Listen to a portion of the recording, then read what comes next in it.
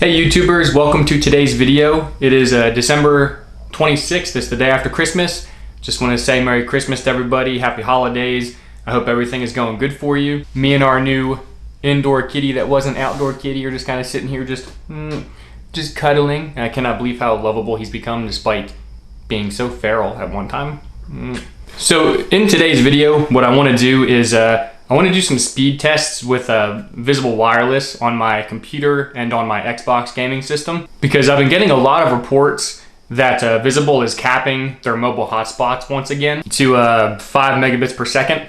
So I'm plugging it up right now. I've already got the computer connected to it. I'm going to set up the Xbox to it, and we're going to run a couple of speed tests and see exactly what happens and see if there indeed is a speed cap put back on. Today's video is brought to you by little Sammy here. Little Sammy, the new indoor kitty. He is so pretty, but he doesn't want up here right now, so I'm gonna go ahead and let him get back down. Here's little Sammy still in my lap. Here is my new Christmas coffee mug that handles a machete. And here's my Visible Wireless phone and my Rav Power router. I'm connected to the Rav File Hub from my internet. And we're gonna go to speedtest.net.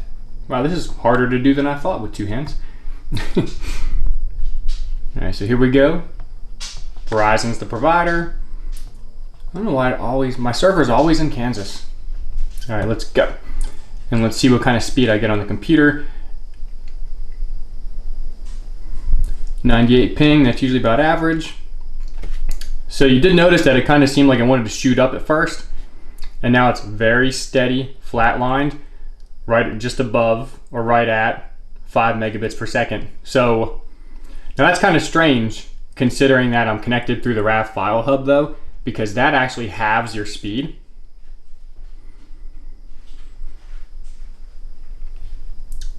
See, and this is hovering right around 5 too for upload, which is kind of strange. Okay, so that gives a little bit of merit to what I've been hearing, that the speeds are actually capped again. However, we're gonna have to test this one more time, not connected to the Rav File Hub, because again, the File Hub decreases the speed. It automatically halves the speed right out of the gate. So I'm interested to see what happens to this speed if I connect straight to the hotspot and don't run the hotspot through the router, then to the computer. Rav File Hub, oh, open. I'm surprised it's not restricted. Test network speed and statistics. So let's see how it's hooked up through the Xbox.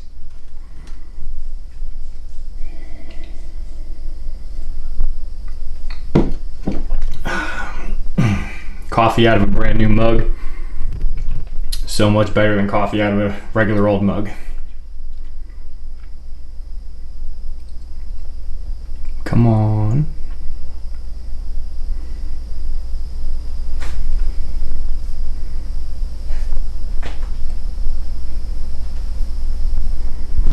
Okay, look at that, download speed, just under 5.5 megabits per second. Upload speed, 3.85 megabits per second.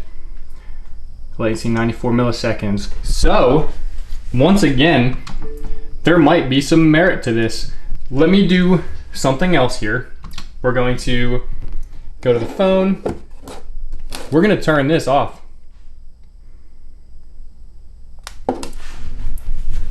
So that way, I'm going to connect straight to my phone with this computer. Okay, so we are now connected through Visible R2. We're gonna back up a page or two because I want to get a nice fresh start on this page. Speed test by Ookla, going back here. Results Verizon, finding optimal server. Wow, learn how to talk. All right, now let's run the speed test and see what happens now that we are connected directly to just a hotspot. Ping 98. Holy crap, look at that. So it's gonna, once again, it's going to flatline, signifying that even though the speed wanted to pop up, it's being throttled. So speed cap is definitely back in place for Visible Wireless. So in that very interesting test, I saw that the speed was actually the same, whether it was coming through the hotspot directly from the phone or through the Rav File Hub.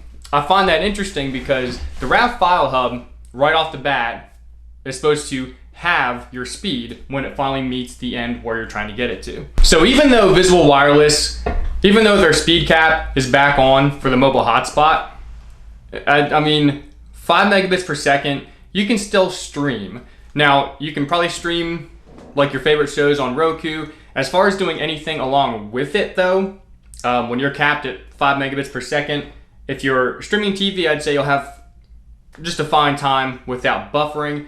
But if somebody's trying to watch YouTube on the computer, if someone's trying to game in the other room, which again, I never have recommended gaming, and I still won't, especially now, through a mobile network. Basically, multitasking inside the house with Visible Wireless, unless you're doing light duty, like just internet surfing or browsing or email checking on multiple computers, in which case you'd probably be fine.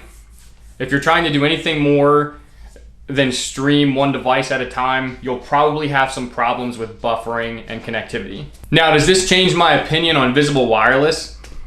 No, because it was kind of wrong of me in the first place to try to push it out as a home internet alternative. Even though I do understand that there are people out there that really need it, need an option, don't have the money, for certain things.